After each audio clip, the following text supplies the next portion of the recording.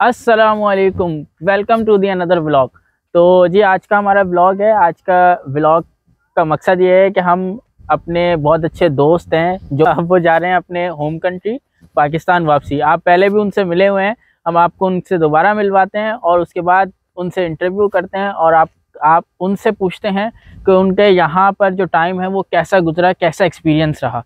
तो चलें जी, फिर हम मिलते हैं अपने मुजीब भाई से। अस्सलाम वालेकुम जी। व्यूअर्स कैसे हैं आप? ठीक हैं, खैरियत से हैं जी? अनस भाई वालेकुम अस्सलाम। कैसे हैं आप? ठीक हैं, अल्हम्दुलिल्लाह, मैं खैरियत से हैं? बिल्कुल ठीक, आप बताइए। मैं भी ठीक अल्हम्दुलिल्लाह। अच्छा जी, तो मुझे भाई ये हमारा जो ना थोड़ा सा इंटरव्यू है आपके साथ कि आपका जो है वो यहाँ पर टाइम कैसा गुजरा। ठीक है, आप यहाँ पर कैसे आए, किस वीज़ा पर आए, आपका एक्सपीरियंस कैसा रहा। तो जी सबसे पहला हमारा हमारे व्यूअर्स के लिए क्वेश्चन है कि आप यहाँ पे कौन से वीज़ा पे आए थे। अच्छा, मेरा वीज़ा जो है वो एक एक्सचेंज प्रोग्राम का था और टीयू बर्लिन के साथ Gujranwala institute of future technologies, जिसको आप गिफ्ट यूनिवर्सिटी भी कहते हैं, उनके थ्रू में आया था। और 6 मंथ का मेरा इधर ये एक फाइनल सेमेस्टर था थीसिस का। तो अभी वो कंप्लीट हो गया है। परसों मैं, आपको पता है, मैं जा रहा हूँ। ठीक है, तो मीन्स डैट कि आपका ये एज स्टूडेंट वीज़ा ही है। हाँ, स्टूडेंट वीज़ा।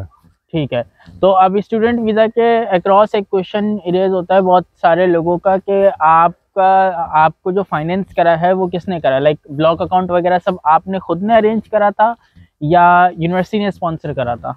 अच्छा, ये जो एक्सचेंज प्रोग्राम होता है, इसमें मैं आपको बता दूं कि कोई ब्लॉक अकाउंट नहीं होता, कोई कुछ नहीं होता।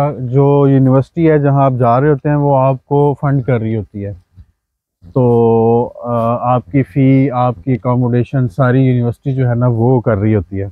तो इसमें आपका कोई ब्लॉक अकाउंट नहीं चाहिए होता और कुछ भी ऐसा, मतलब जो एक वो रिक्वायरमेंट होती है एक स्टूडेंट वीज़ा के लिए, ऐसी कुछ भी नहीं थी। मतलब वो मतलब रिक्वायरमेंट होती है लेकिन उस रिक्वायरमेंट को आपकी यूनिवर्सिटी फुलफिल कर देती है, मतलब स्टूडेंट के ऊपर नहीं आता वो। हाँ नहीं, स्टूडेंट के ऊपर कुछ भी नहीं आता। हाँ ठीक है, वो बैकएंड से यूनिवर्सिटी फुलफिल कर देती है, यानी कि फुली फंडेड होते हैं, आप स्कॉलरशिप मिलती है। बिल्कुल ऐसे ही है, बिल्कुल ऐसे ही है। ठीक है जी, ठीक है। अच्छा, तो ये जो एक्सचेंज प्रोग्राम जो है आपका, इस एक्सचेंज प्रोग्राम के अंदर मतलब हर कोई एलिजिबल हो सकता है या इसकी पर्टिकुलर कोई एक रिक्वायरमेंट है, क्या सीन है इसका। हाँ, हमें जो है ना वो क्योंकि मैं बिज़नेस स्टूडेंट हूँ और बिज़नेस कर भी रहा हूँ, तो उसमें बेसिकली ये प्रोजेक्ट था एंटरप्रेन्योरशिप का, जिसके तहत जो है ना वो मुझे यहाँ पे लाया गया है। और बिज़नेस रिलेटेड स्टार्टअप्स के हवाले से एक कोर्स था जो मुझे यहाँ पे पढ़ना था। तो वो मैंने पढ़ा है। और ठीक है जी। अच्छा, अब यहाँ पे आने के बाद एक बड़ा लोगों का एक मुश्किल सिनेरियो होता है कि भाई यहाँ पे अकोमोडेशंस नहीं मिलती, तो उसका क्या सीन रहा आपका। बहुत एक मुश्किल और कठिन मरहला होता है अकोमोडेशन का। वीज़ा मिल जाता है हाँ जी। और आपको मतलब फंड भी कर देते हैं, आपको स्कॉलरशिप भी मिल जाता है, लेकिन जो अकोमोडेशन है अगर वो ना हो तो वो आप कह लें कि सब कुछ बर्बाद हो जाता है। ठीक है। तो इस मतलब इस अकोमोडेशन को आपने कैसे फुलफिल करा, आपने कैसे सर्च करी मुझे अकोमोडेशन। मुझे पता चल गया था ये तकरीबन 1 माह पहले के मतलब मेरा वीज़ा आ गया था। तो मैंने ऑनलाइन सर्च शुरू की, कुछ जर्मन ऐप्स भी थी, उनके तहत भी जो है ना वो हमने वो की थी, रिसर्च की थी। कुछ मुझे किसी ने बताया, कोई बज़्म बर्लिन एक फेसबुक का पेज है, वहाँ पे भी आप कनेक्ट करें। तो मैं मतलब वहाँ पे पोस्ट डाली और अब्दुल्ला साहब का नंबर दिया, जो अभी हमारे कैमरामैन बने हुए हैं। तो फिर मैं इनके पास आ गया। तो Bazm Berlin is a good page to find accommodation for Pakistani people. Okay.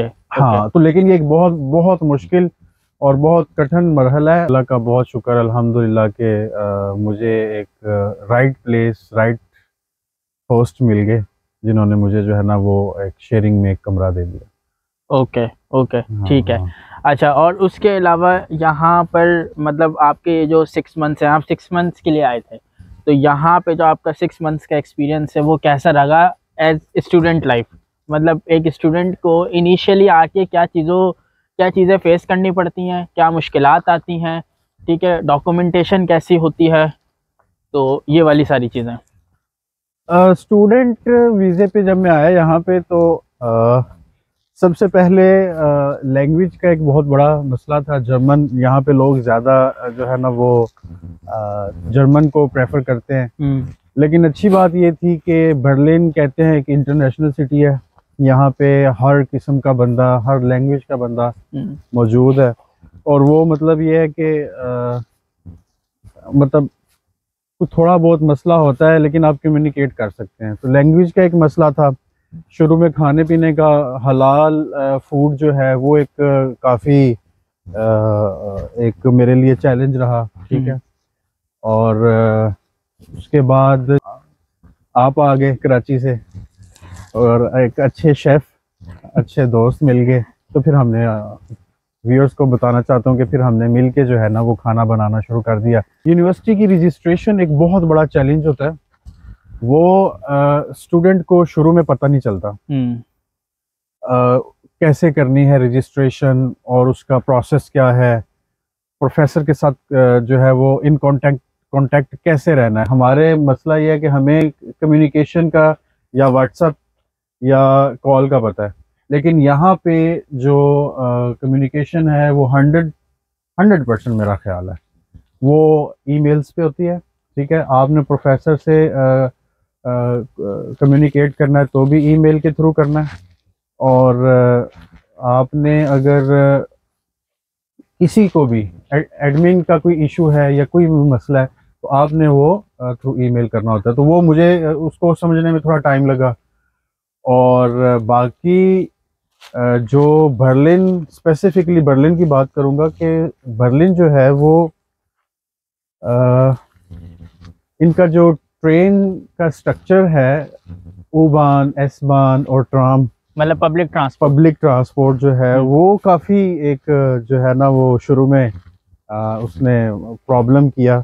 मतलब मुझे जाना होता था अलेक्जेंडर प्लाट्स और मैं पहुंच जाता था जो है वो कहीं और। हाँ, ठीक है, ठीक है। तो मतलब वो रूट समझने में प्रॉब्लम हुई, वो शुरू में प्रॉब्लम होती है। ये छोटी छोटी चीज़ें हैं जिनको आपने जहन में रखना है। खुद खाना बनाएंगे तो बहुत कॉस्ट सेविंग होगा। अगर आप बाहर से, अगर आप पाकिस्तान से आ रहे हैं और आप ये सोचते हैं कि मैं बाहर से खा लिया करूँगा या ये कर लिया करूँगा, वो एक मसला है। ओवरऑल जो यूनिवर्सिटी की एडमिन थी यहाँ की, उन्होंने भी बहुत हेल्प की हर मामले में, बहुत कोऑर्डिनेट किया। और जो है वो मतलब ये एक थोड़े बहुत मसले थे जो मैंने फेस किए थे। ठीक है। अच्छा, मतलब आपकी रिकमेंडेशन क्या है कि एक स्टूडेंट को जर्मनी के लिए अप्रोच करना चाहिए फॉर मास्टर्स, फॉर बैचलर्स, या कोई भी हायर स्टडीज़ के लिए, पीएचडी के लिए, या किसी शॉर्ट टर्म प्रोग्राम के लिए, या वोकेशनल ट्रेनिंग के लिए एज ए स्टूडेंट, मतलब किसी को कंसिडर करना चाहिए जर्मनी?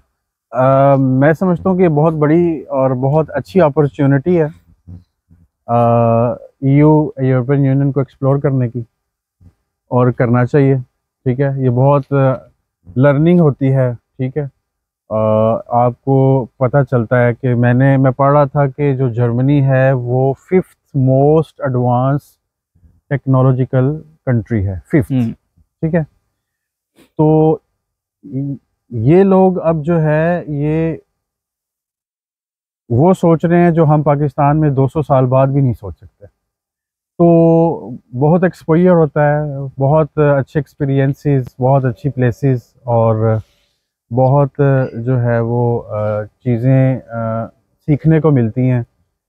जो सबसे ज़्यादा, अब पता नहीं मुझे ये बात करनी चाहिए या नहीं करनी चाहिए, जो सबसे ज़्यादा मुझे यहाँ पे चीज़ अच्छी लगी है वो ये लगी है कि लोगों में एटिकेट्स हैं। लोग बिहेवियरली लोग बहुत अच्छे हैं, और लोग ख्याल करते हैं आपका, ठीक है। ये एक चीज़ मुझे अच्छी लगी है। और वैसे तो मैंने ये भी सुना है कि अगर आप सराउंडिंग के कुछ सिटीज़ में जाएं, लाइक फ्रैंकफर्ट ओडा, ठीक है, वहाँ पे कुछ सख्त जर्मन भी रहते हैं। Anyway, Berlin is a safe place for international students.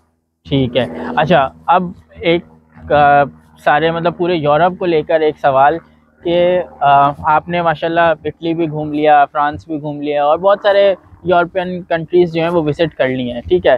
इन सारे कंट्रीज़ को अगर जर्मनी से कंपैरिजन करें तो आपकी उसमें क्या राय है? मतलब आप क्या बोलते हैं? जर्मनी की जो है ना वो एडमिनिस्ट्रेशन, जर्मनी का जो सिस्टम्स हैं वो बहुत कमाल के हैं। जर्मनी की ट्राम्स, जर्मनी की एस-बान, जर्मनी की U-बान, वो बहुत जो है ना वो अच्छी हैं, ठीक है। तो Germany is as compare to France, Italy, Spain, Poland and other countries I have visited, मुझे जर्मनी सबसे अच्छा लगा है।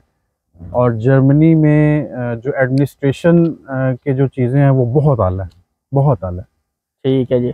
अच्छा जी, last but not the least के हमारे आने वालों के लिए या हमारे व्यूअर्स के लिए कोई ऐसी टिप जो आप देना चाहें या कोई ऐसा पैगाम जो हमारे व्यूअर्स को देना चाहें? मैं ये देना चाहूँगा कि यहाँ पे जो है ना वो हमारी जो बेसिक्स हैं, जो हमारा इस्लाम है, यहाँ पे आपको फ्रीडम है बिल्कुल। मतलब चाहे तो आप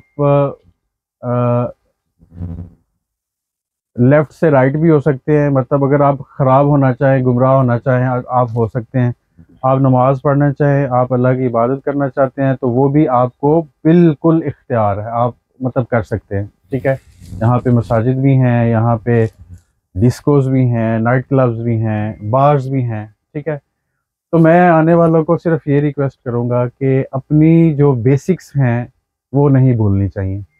इंसान जब बेसिक्स से दूर होता है, अपने कल्चर से, रवायात से, रिलीजन से दूर होता है, तो वो डाइवर्ट होने के उसके चांसेस ज़्यादा होते हैं। दूसरे के लिए स्पेस रखें, लेकिन अपनी जो बुनियादी चीज़ें हैं, बीइंग अ मुस्लिम, उनको ज़रूर यहाँ पे रह के कंसीडर करें। नमाज की कोशिश करें और अल्लाह से दुआ करते रहें, तो इंशाल्लाह अल्लाह की मदद आपके लिए होगी। आपके लिए चीज़ें आसान से आसान होना शुरू हो जाएंगी। तो ये मैं सजेस्ट करूँगा कि आप को यहाँ पे कोई रोक टोक नहीं है, पेरेंट्स नहीं होंगे आपके। तो ये मेरी एक सजेशन है, एक रिक्वेस्ट है, एक एडवाइस है कि बेसिक्स जो है ना और अपना कल्चर, उसको नहीं भूलना आपने कभी। ओके मुजीब भाई, thank you so much for your time, for your interview, for your information. और आपका शुक्रिया, आपने टाइम निकाला और यहाँ पे हम इकट्ठे हो गए। कोई बात नहीं। तो ये है कि इस इंटरव्यू को यहीं पे वाइंड अप करते हैं, ठीक है जी। ये था आज का व्लॉग और मिलते हैं हम इंशाल्लाह किसी नेक्स्ट व्लॉग के अंदर, किसी नेक्स्ट इंटरव्यू में, किसी नेक्स्ट इन्फॉर्मेशन के साथ। जब तक के लिए अपना ख्याल रखिए। अल्लाह हाफिज़। मुजीब भाई हाथ हिला दें, कैमरामैन कैमरा बंद कर दे। अच्छा।